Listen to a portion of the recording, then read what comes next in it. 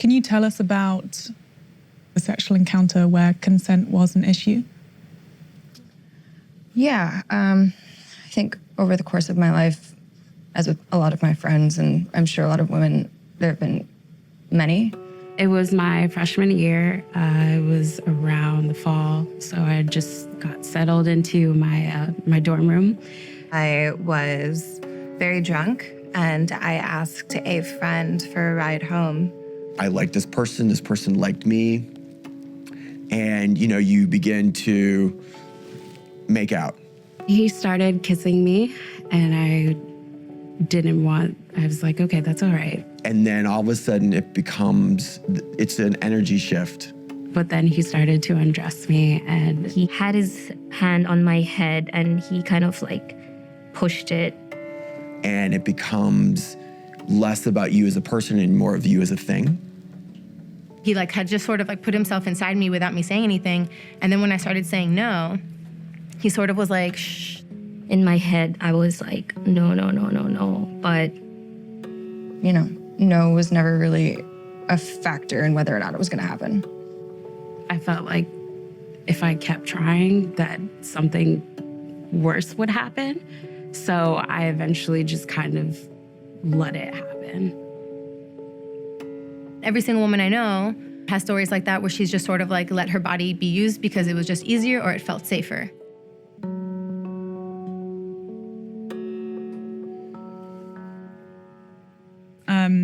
I remember when I was about 18 and there was this guy who was a friend of mine who I just thought was the most beautiful person in the world. And we had gone out one night, we'd been drinking a lot. And it wasn't until I kind of turned around and saw him naked and he started taking my clothes off and pushing my head down that I realized that not a tiny part of me wanted to do that. I remember saying to him, I don't really want to have sex. And I also remember him kind of taking that as a cue to convince me. It's only really now that this moment of cultural reckoning has come about that I think so many of us are thinking about our own experiences and our own sexual encounters. And it's those kind of conversations, most of which have been taking place behind closed doors between myself and my friends, that I thought, it's a good time to explore what consent really means, which is the reason I wanted to make this documentary.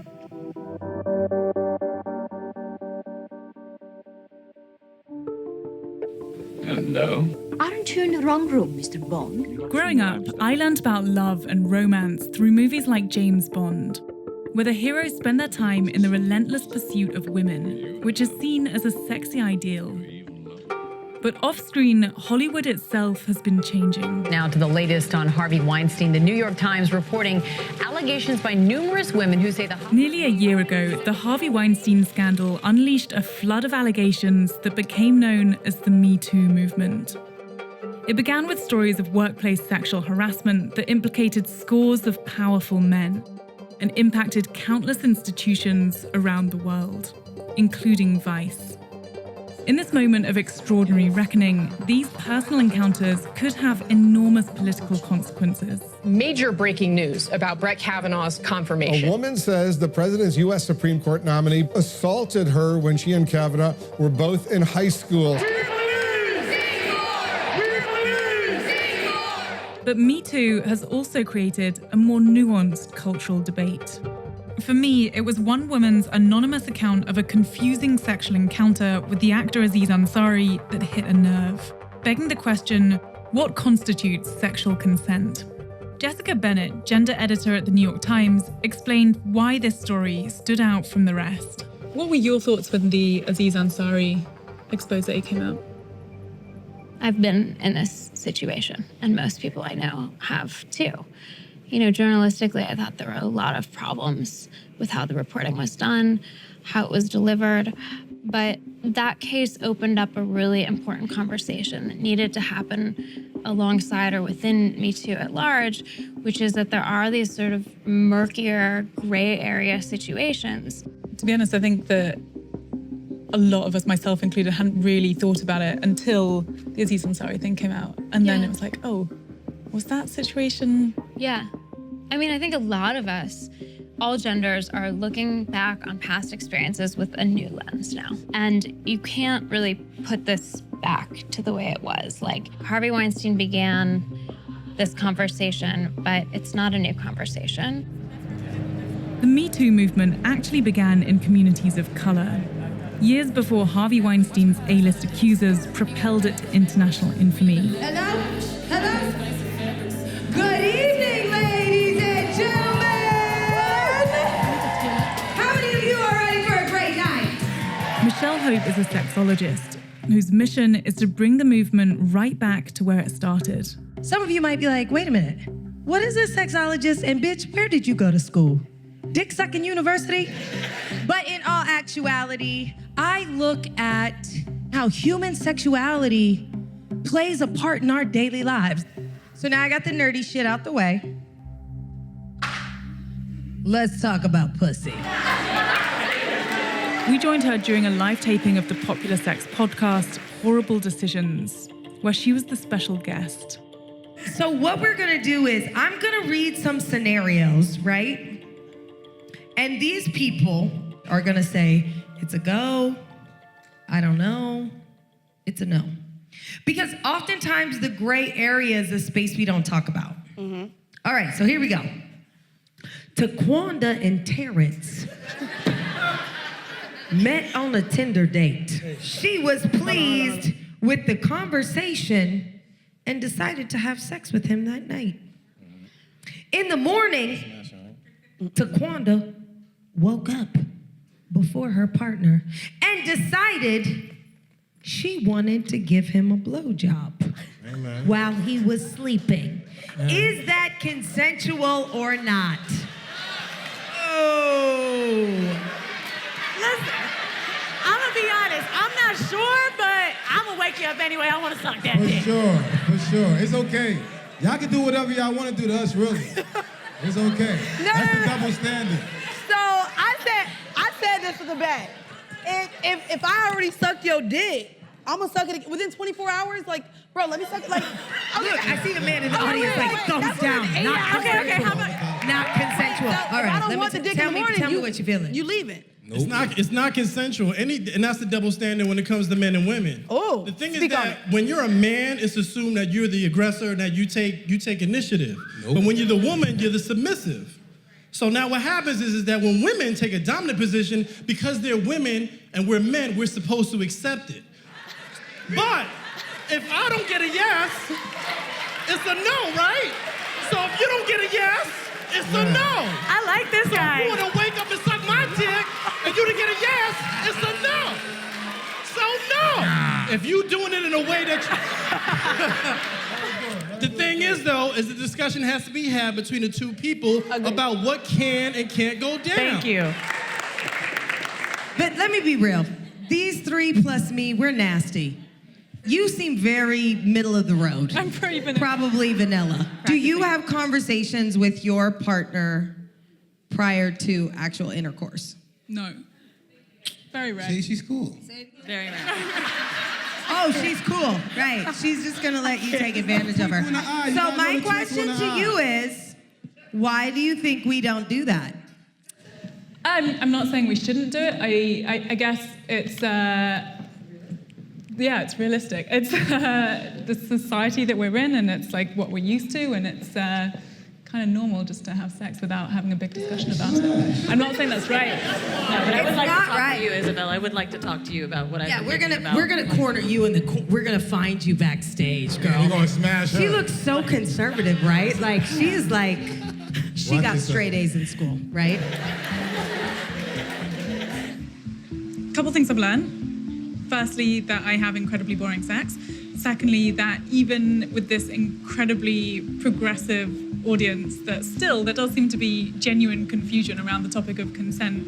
And so it's obviously a massive gray area. It's hard for people to accept. It's hard for people to say, oh shit, maybe I did that wrong. And I think what adds to that is that we live in a sensationalized media world that wants to drag people as soon as they try to apologize or say, oh shit, I realize I did it wrong. I sometimes become frustrated with how the Me Too movement has moved so far away from what it started as. An opportunity for us to call attention to youth of color in disenfranchised communities that experienced physical assault. And now it's like, is Aziz Ansari really guilty? And then I'm reminded, are you compromising that survivor's experience? Because trauma is experienced by every single person differently. Like what you might identify as trauma, I might be like, girl, that's Tuesday. So what do you think is the truth in the Aziz Ansari case? I think there's a lot of truths, but I think the overall truth is that our society has groomed both men and women not to communicate appropriately about sex. In the 1970s and 80s, the campaign Take Back the Night emerged on college campuses, laying out the unambiguous message that no means no when it comes to sexual encounters. But the problem with that is that anything apart from no could by default mean yes, which is why many universities across the country are now instating affirmative consent policies, where only a clear verbal yes actually means yes. What do you feel about affirmative consent? Needing to have a yes, a solid yes, before you move ahead with anything? Make your dick get soft. If your dick can't withstand a simple question, then it should wilt, like the shitty flower that it is. If you're asking at every step during a sexual experience, do I have your permission to kiss you? Do I have your permission to take off your underwear? That's definitely gonna kill the vibe. You gotta flow into the moment, man. You ain't out here just like, oh, can I touch your titty? Can I touch your pussy? Like, ain't nobody got time for that shit. I think it would be better to be awkward than to be in the wrong. You gotta read those signs, I guess. And that's what's hard for me is reading those signs. We're at Northeastern University in Boston, about to go and meet Dr. Lisa Barrett, who is a neuroscientist who can help us understand how the way that our brains work actually create confusion around consent.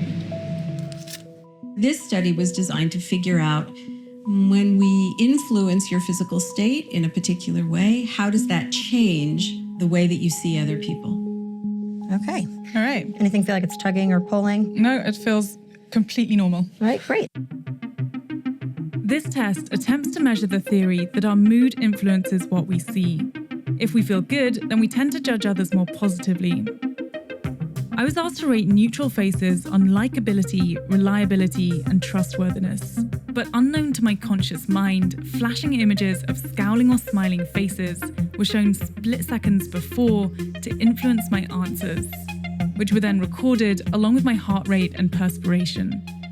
Looking at your skin conductance, there are specific peaks a couple of seconds after you were faced with probably a scowling face would be my guess.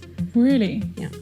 It was a change in your gut feelings. Basically, when you're in a pleasant state, you think someone with a neutral face is more trustworthy, and when you're in an unpleasant state, you think the person is less trustworthy. These are beautiful results from a scientific standpoint.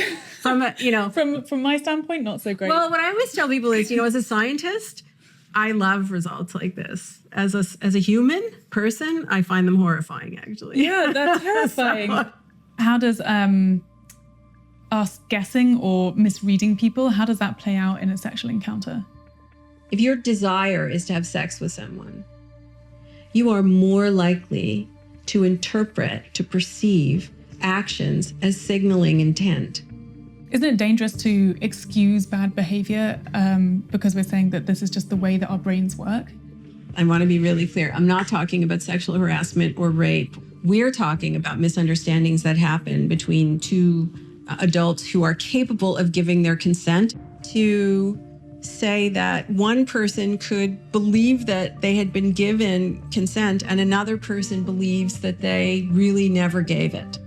And it really is possible for both of those things to be true, even when everybody has the best intentions. So is the solution to have constant verbal consent? It could be the difference between a really great experience and a really horrible experience. Communication is key. But how do we handle the countless situations where miscommunication has caused harm? I am living with my traumas every single day and every single moment. I cannot imagine for a second that any of the people that have hurt me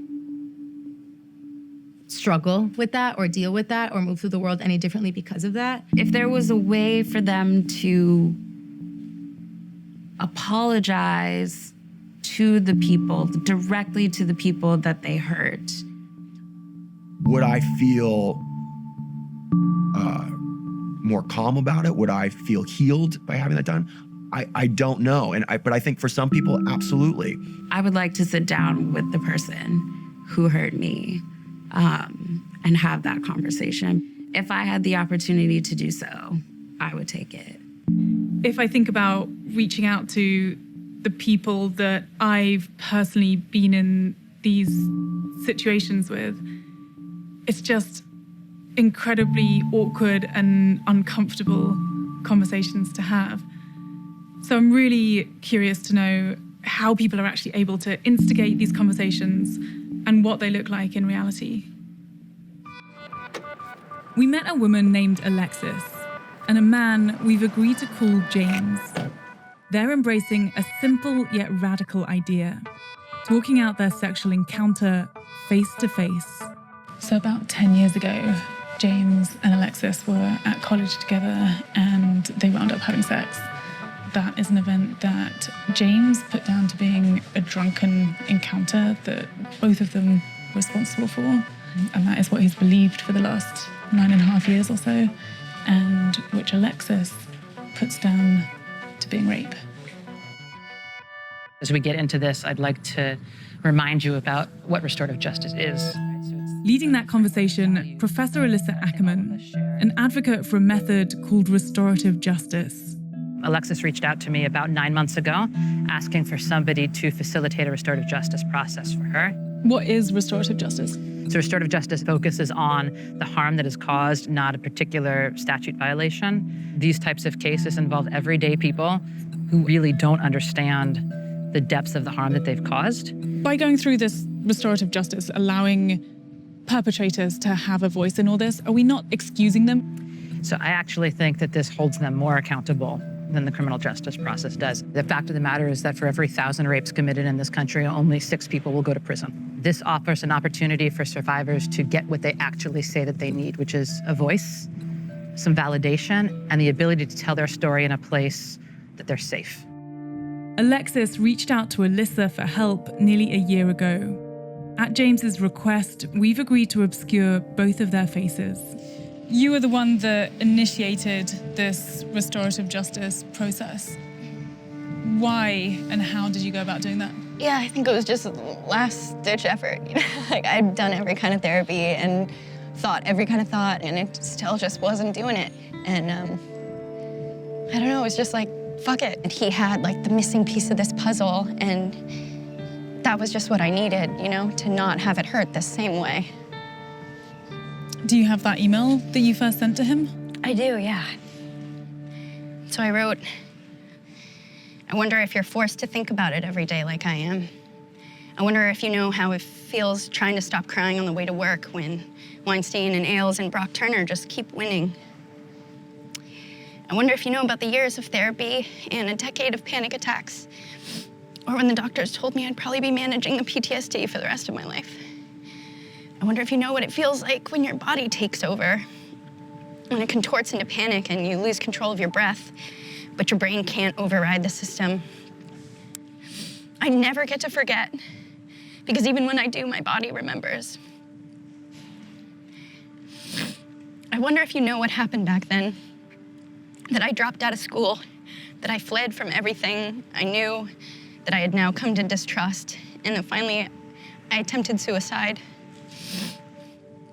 But probably the worst part of all of it is that I wonder if you know that it's in your power to put a stop to this for me. It's always been in your power. You could still say you're sorry today. You could fix this at any moment. We could sit down and figure out how to heal together. I can never change what happened, but you can start to repair the damage any day you want.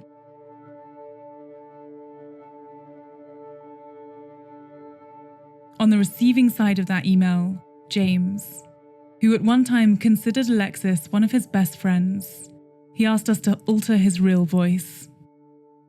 Alexis reached out to you a few months ago. How did you feel when you received that email? It completely stopped me in my tracks. I mean, I was walking down the street and I stood there and read it over and over again. Her being so honest really brought me to the table and made me realize that I need to deal with this. This is, I owe it to this person. My friends and family cautioned me against speaking with Alexis or being honest with her or even communicating with her. But I care a lot about this process and I care a lot about Alexis, so ultimately, that's why I'm here.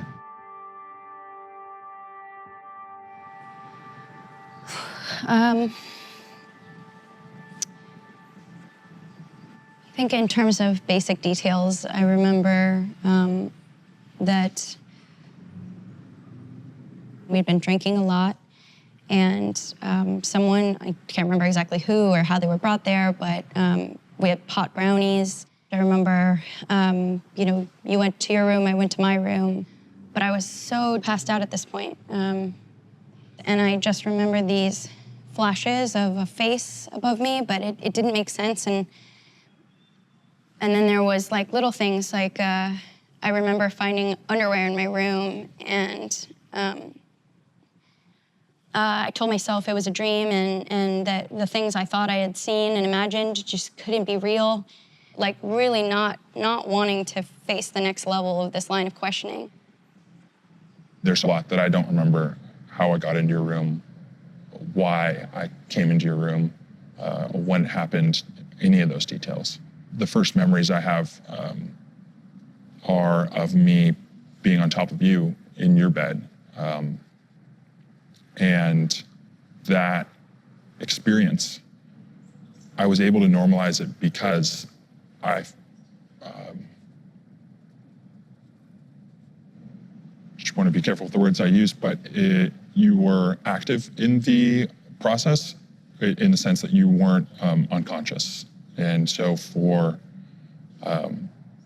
that image and that memory of that portion of it was what allowed me to call it sex for 9 years. When it had been established kind of through our friends that you felt this was rape and that I had felt this was a drunken sexual experience. And I wasn't ready to have that conversation with myself. I was a good person. How could I possibly do that to you, to one of my best friends? And that opinion was validated by, friends of mine. It became the default was to believe you. And I became this source of problem in our community, this source of like a incongruity. No one could imagine you. I didn't want to see you like this. No one could imagine you like this. And it was easier to dismiss it. And so by default, everyone believed you. And you didn't have to do anything or change anything. And you got to keep everything the way it was. And I had to leave everything and leave everybody. One of my biggest regrets throughout all of this is, in addition to, hurting you that night and causing that trauma, I had 10 years of opportunities to right that. And I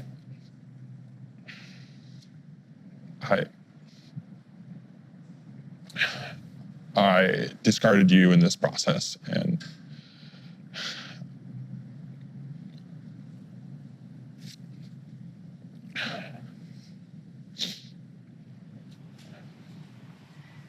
Thank you for saying that. This whole interaction is pretty incredible to watch. I mean, it's so raw and emotional and brutally honest and human.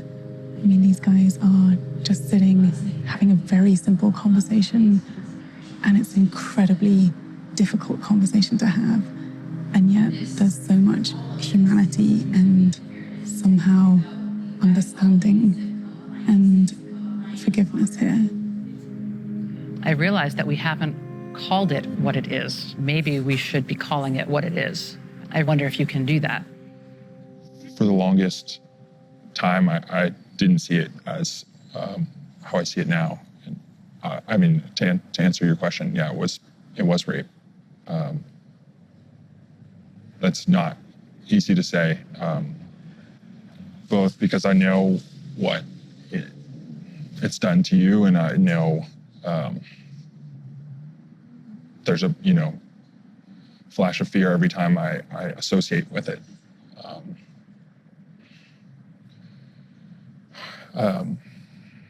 At that point in time, there was just two words for this. There was just victim and rapist, and I don't think either of us wanted to be either of those things.